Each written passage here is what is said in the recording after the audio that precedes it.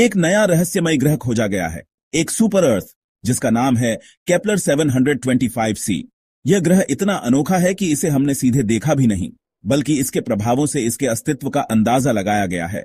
यह ग्रह हमारी पृथ्वी से करीब 2472 लाइट ईयर्स दूर है और इसका वातावरण इतना विचित्र है कि यह केवल अपनी कक्षा के कुछ हिस्से में ही हैबिटेबल यानी जीवन के योग्य माना जा सकता है। अब आप सोच रहे होंगे, जब हमने इस ग्रह को देखा ही नहीं तो इसे खोजा कैसे गया? जवाब है ट्रांजिट टाइमिंग वेरिएशंस या टीटीवीज।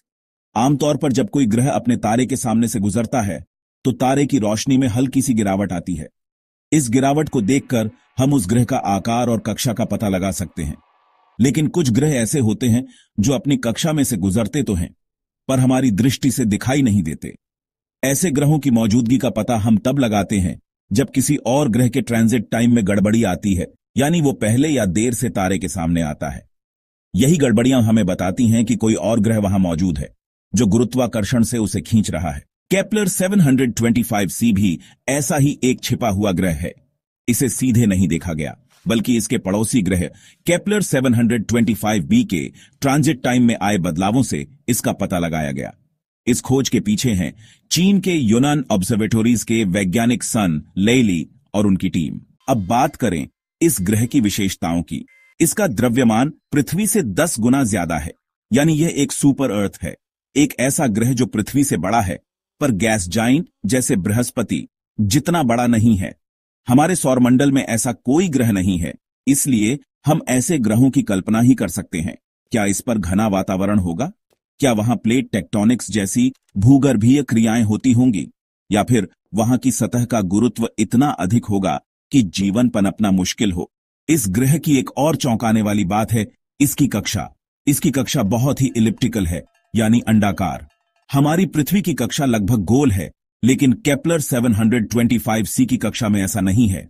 इसका एक्सेंट्रिसिटी है 0.44, जो इसे कभी अपने तारे के बेहद करीब ले आता है और कभी बहुत दूर। इस वजह से इस ग्रह को अपने तारे से मिलने वाली गर्मी लगातार बदलती रहती है। इस ग्रह को अपने तारे से औसतन पृथ्वी की तुलना में 1.4 गुना अधिक गर्मी मिलती है, लेकिन यह केवल औसतन है। इसकी हाईली एलिप्टिकल कक्षा की वजह से यह ग्रह केवल अपने साल के कुछ हिस्से में ही उस क्षेत्र में होता है जिसे हम हैबिटेबल जोन कहते हैं, यानी ऐसा इलाका जहां तरल पानी मौजूद हो सकता है। अब सोचिए, अगर इस ग्रह पर जीवन है तो वह क्या करता होगा जब यह ग्रह हैबिटेबल जोन से बाहर निकल जाता है?